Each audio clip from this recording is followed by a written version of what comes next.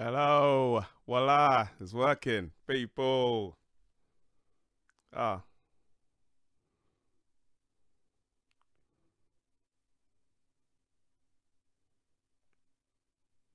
let me check it.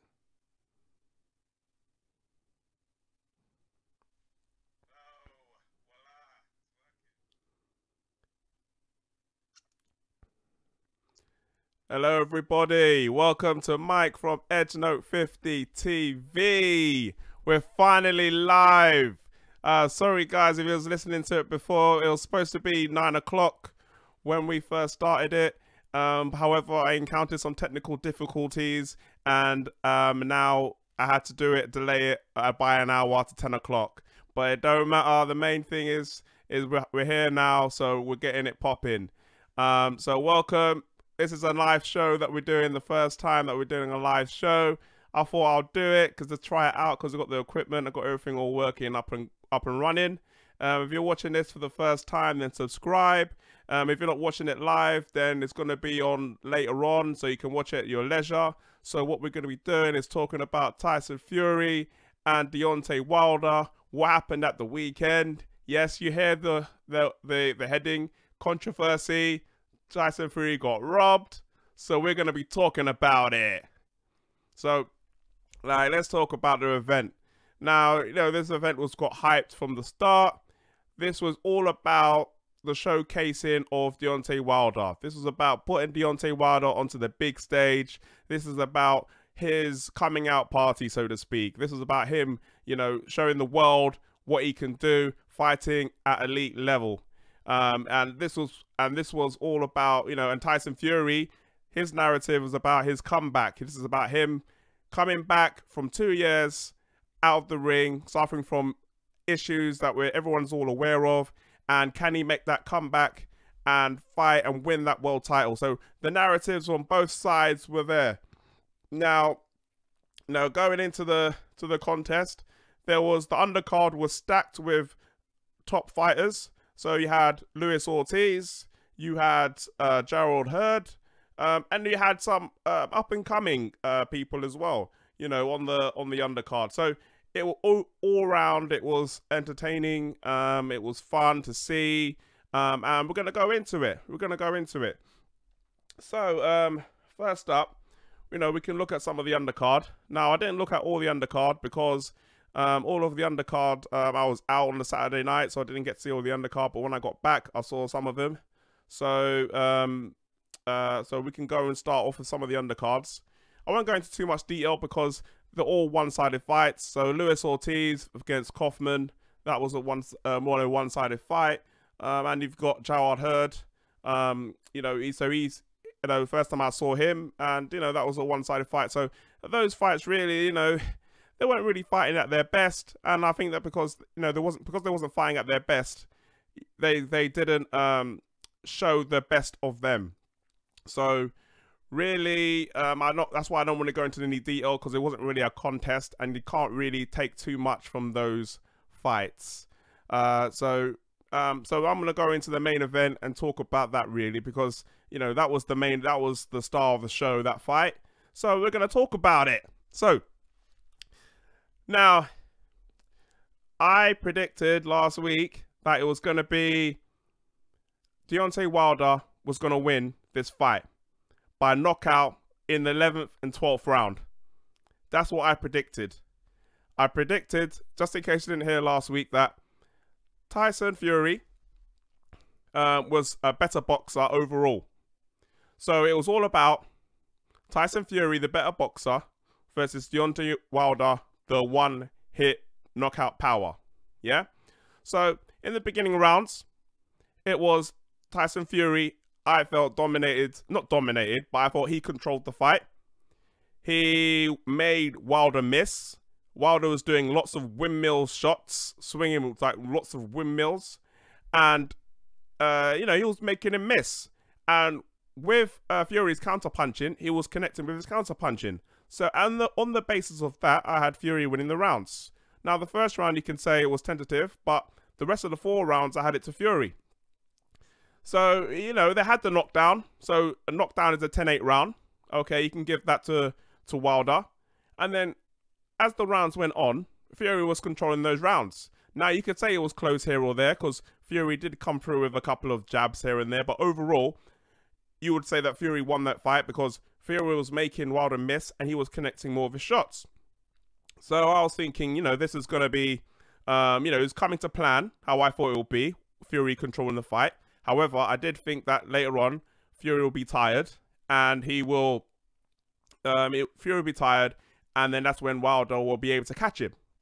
So, as predicted, Fury in the later rounds got tired and he started to get connected a little bit more. Now, I had the 11th round. I was watching it with a couple of people late at night, and the 11th round, he was winning the fight that round. So I thought, okay, it's going to the 12th round. Fury could win this. He could win this.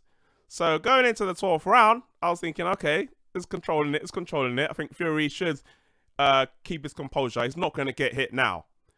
But then all of a sudden, the 12th round, he got hit with an overhand right that didn't connect. It didn't connect properly. But then he went to the other side, and then Wilder hit him with his left.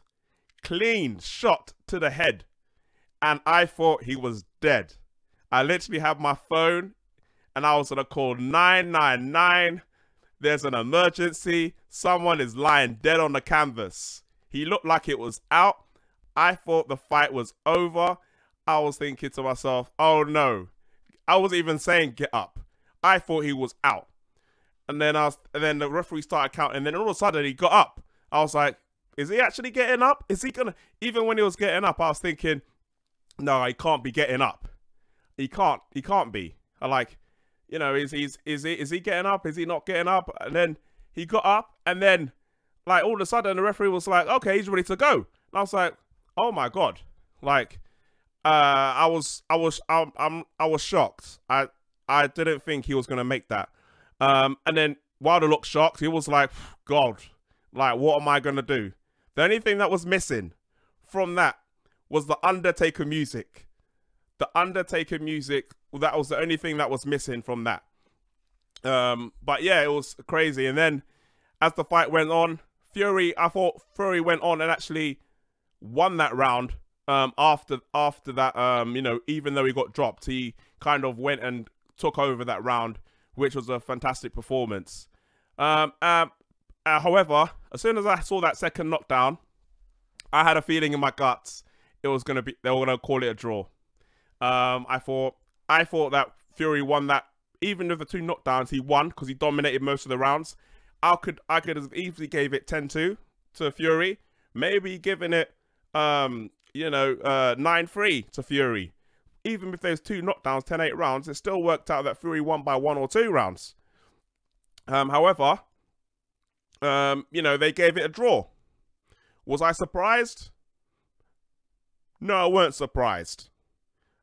Just because from a business standpoint, it makes more money if it's a draw, so they can have the rematch and make more people spend more money for the rematch. That's how I looked at it. It happened with Canelo and Triple G in the first fight, and it's happening now with this fight. So I weren't surprised. However, I still think it's a robbery. An absolute robbery that they managed to do that. Now, I'm going to show you something. Yeah? I'm going to show you something right now. Yeah? Let's have a look if this works. All right. Okay. Now, what you're looking at is the scorecards for the fight. Yeah? So this is the scorecards for the fight.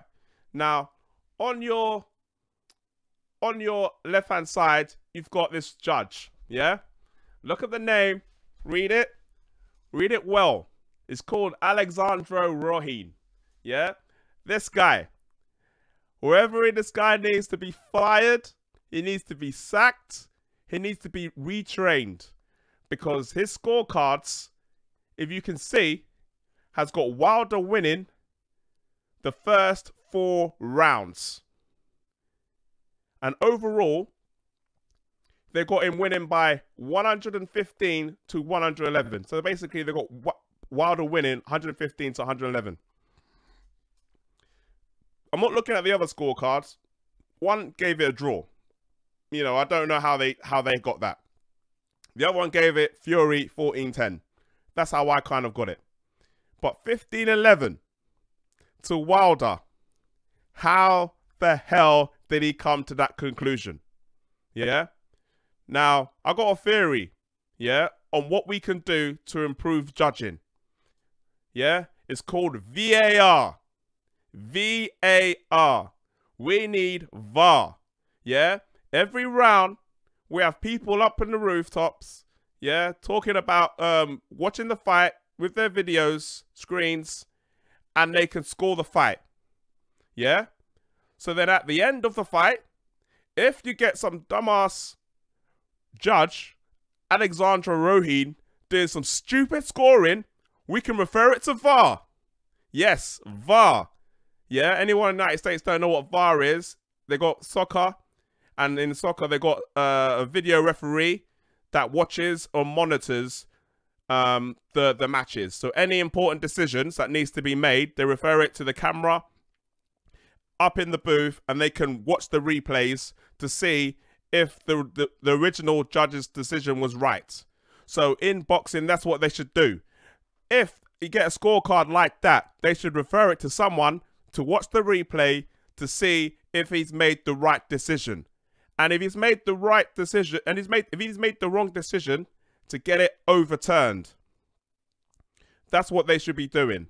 Yeah, because there is no way that score should be allowed to be put public, or be allowed to be the difference between someone losing and someone not losing.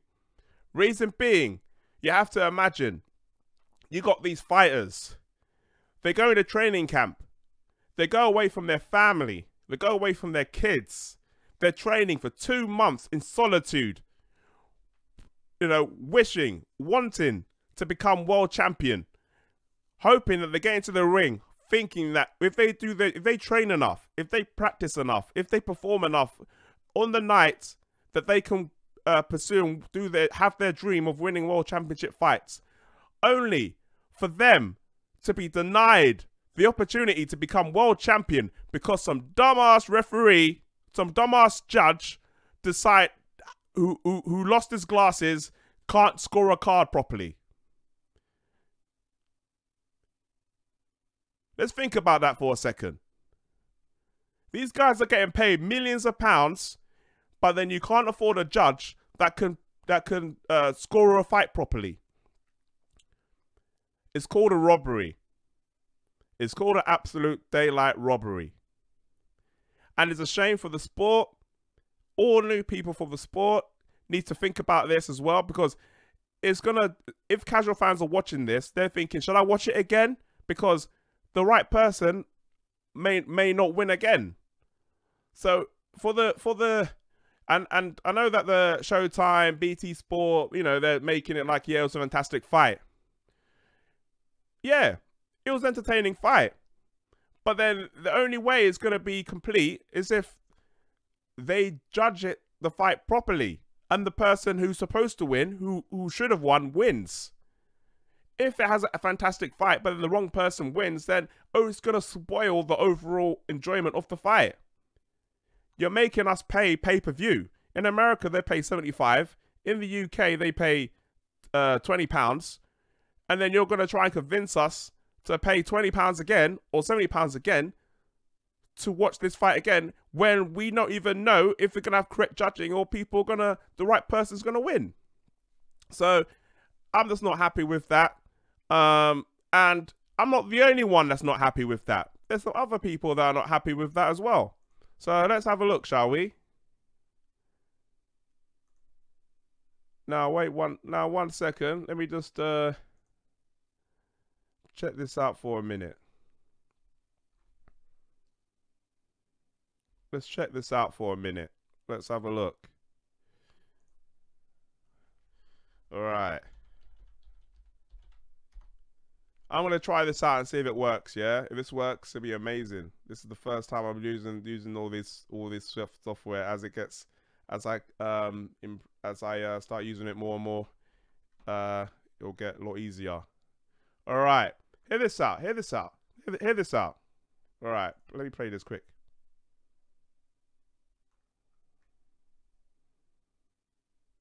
All right. Let's hear this out. Okay. You might recognize this guy. You might recognize this guy, yeah? Let's play this. Play this little clip here.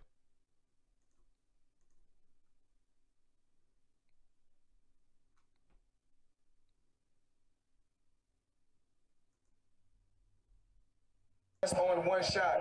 He's looking for one big shot. And as a fighter,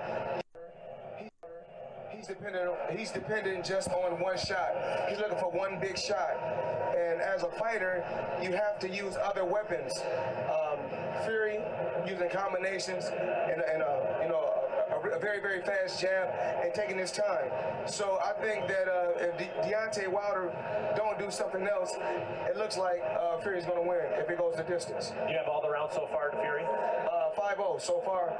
Deontay Wilder, a hell of a fighter. You know, I love Deontay Wilder. Fury, a very, unorthodox boxer. A good matchup. Quick thought. You surprised? Anything can happen in boxing, so I'm not surprised.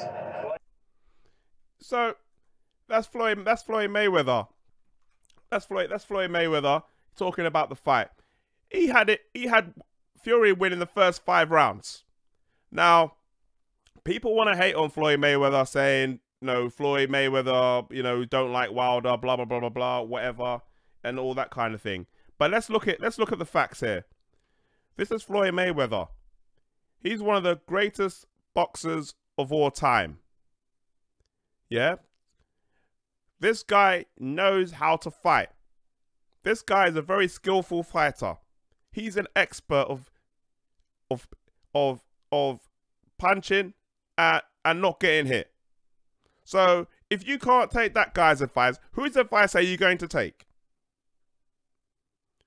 So let's listen to something else. Let's listen to somebody else, yeah? Let's listen to somebody else. 1 second. Let's have a look. Let's listen to... All right, here we go. Here we go. Hi.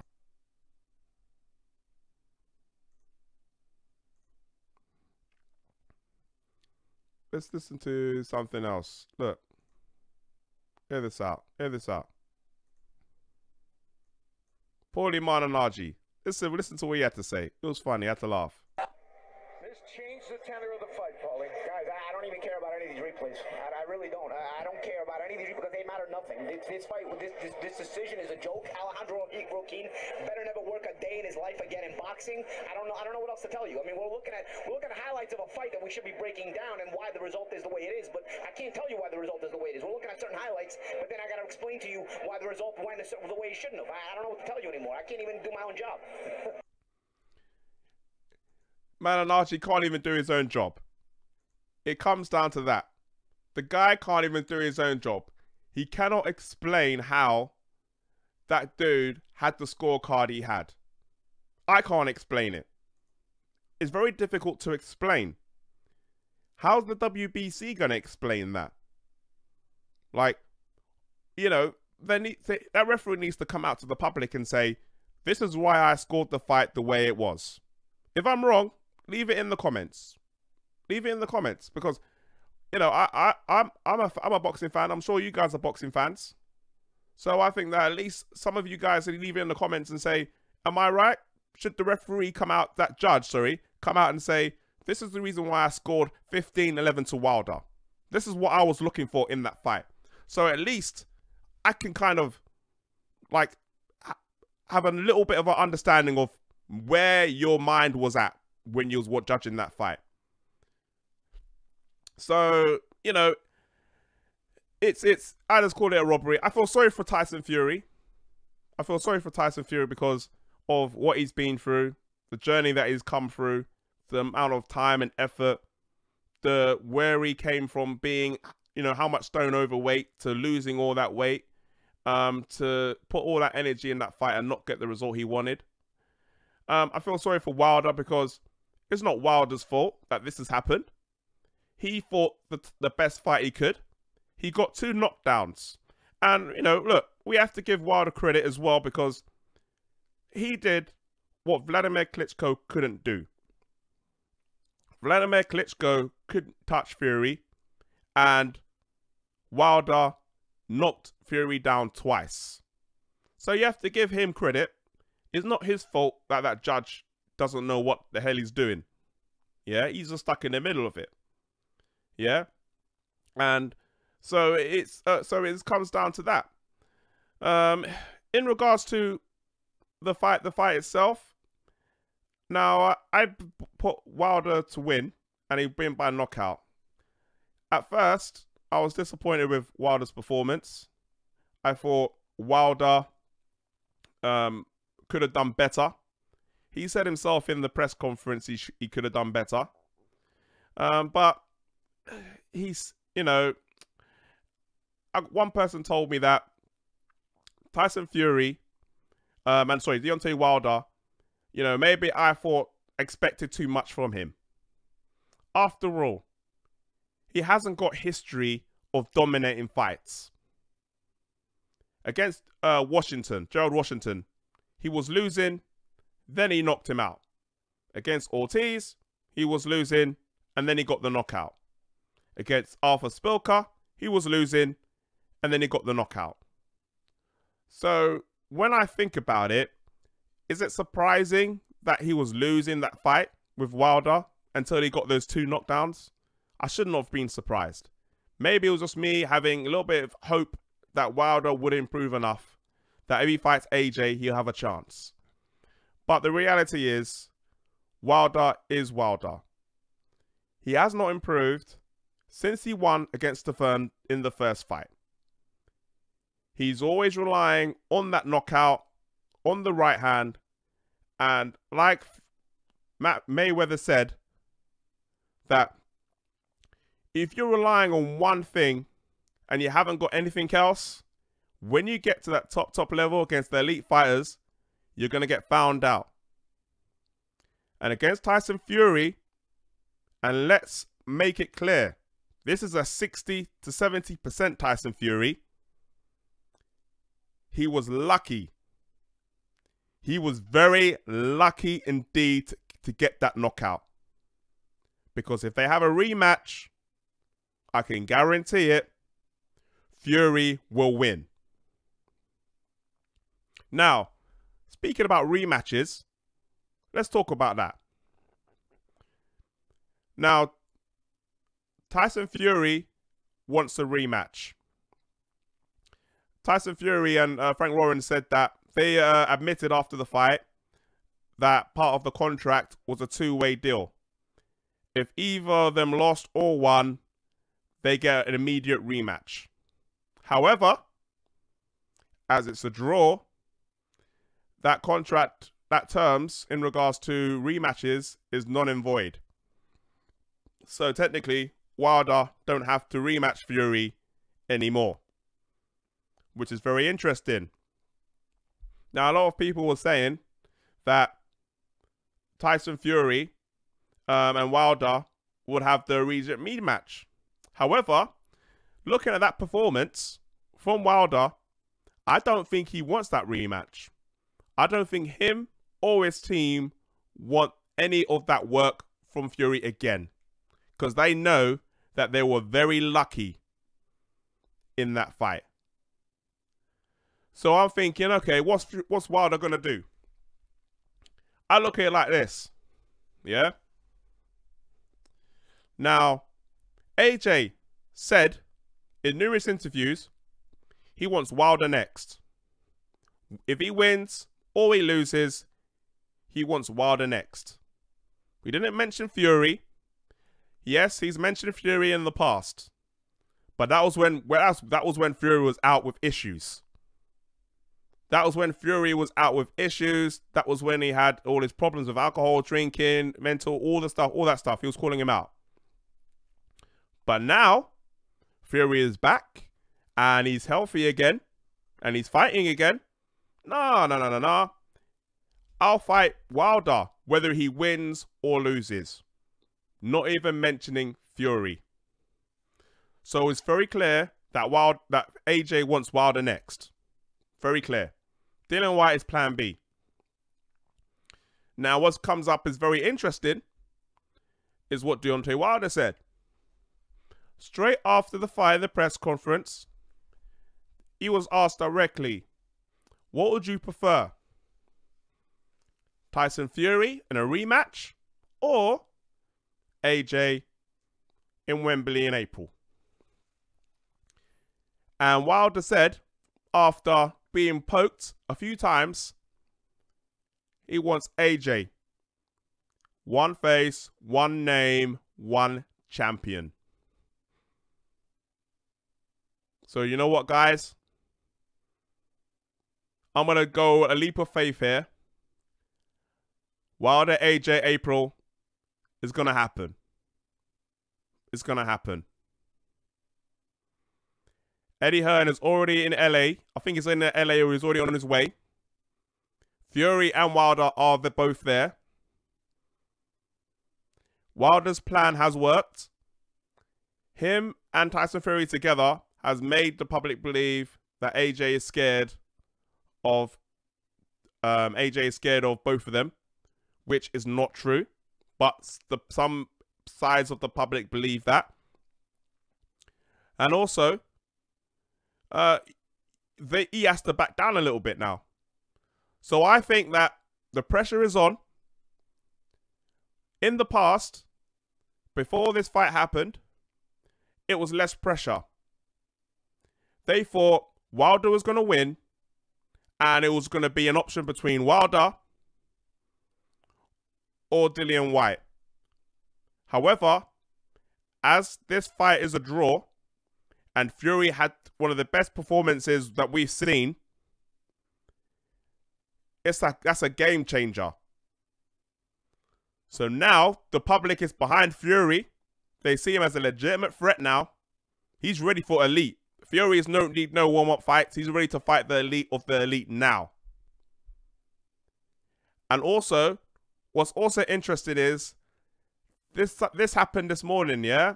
I found out about this, and I'm going to play this interview, yeah? Tyson Fury was on, what was it? Good Morning Britain. And he said something very interesting, yeah? Let's have a look at this. Let's have a look at this. One second. Let's have a look.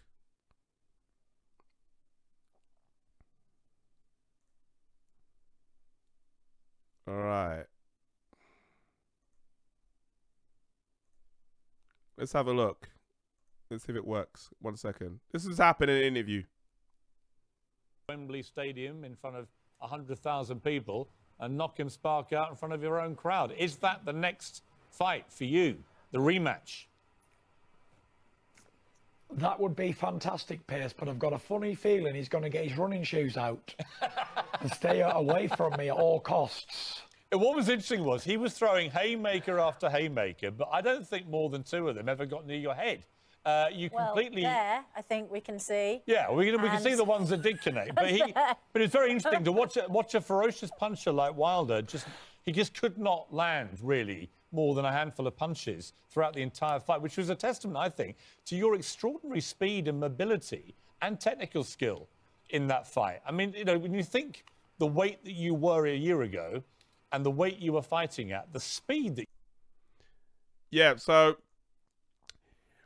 Fury already thinks that Wilder don't want no part of him again. This is what he seems to believe. Because let's think about it. He nearly lost that fight. Wilder was 1 round away from losing that fight. And the chance of the golden goose of AJ. So now that they're out, they've got their escape card with the draw. They're going to go bypass Fury. And they're going to go straight for that AJ fight. Yeah? So the pressure is on now. Eddie Hearn has to deliver one of these names. Before, there wasn't as much pressure. It was, people was like looking at Dillian Whyte thinking, you know, yeah, Dillian Whyte. Yeah, I could accept that. You know, if Wilder's having the rematch with Fury, then Dillian Whyte will be a good option. Why not? We can do that fight. But now, you got Fury and you got Wilder. You got 2 options. If you can't get Fury, you have to get Wilder. If you can't get Wilder, you have to get Fury. One or the other. No one don't want to hear about Dillian Whyte. Don't get me wrong. Dillian Whyte deserves a title shot. However, there are two monsters in the division. One that has a belt. One that's a lineal champion. That are free. That are available. That are calling you out. And that wants to fight you. Eddie Hearn, you got two bites at the cherry here. You got Fury and Wilder. One of these names has to be on that April date. It has to happen. We will not accept Dillian Whyte. We will not accept it. I'm sorry for Dillian Whyte. I am. You could fight later on in the year, but we all want Wilder or Fury next. We all want it. Yeah? All my social media is saying it. On my Facebook, all my social media, everybody's saying it. So that's what everybody wants. So he has to deliver now. He has to have one of these fights confirmed, booked, ready for April. Because I want to get my ticket. Yeah? I want to know who I'm fighting. I want to know who they're fighting. I'm saying I'm fighting like I'm going to be fighting. So that's what I think should happen. That's why I think it's going to happen. What I personally think is going to happen is that because the pressure is higher than before, he has to deliver. They are going to concede a little bit on their side. You know, the same way like Canelo and Triple G. Canelo was all like, oh, you know, Triple G's asking for too much. I'm just going to go and fight Jacobs. I'm just going to fight O'Sullivan. I'm going to fight David Lemieux. I'm going to fight these fighters instead of fighting Triple G. But as the pressure built, as the pressure got a lot, then in the end, Canelo conceded and gave Triple G a little bit more than he got for the last fight, and the fight got made.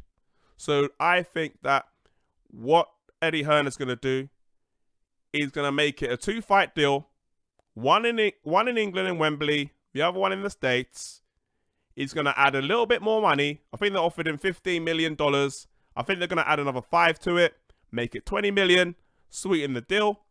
Because when you think about it, Deontay Wilder was rumored to be making $14 million in total after pay-per-view, after everything, if based on the estimates.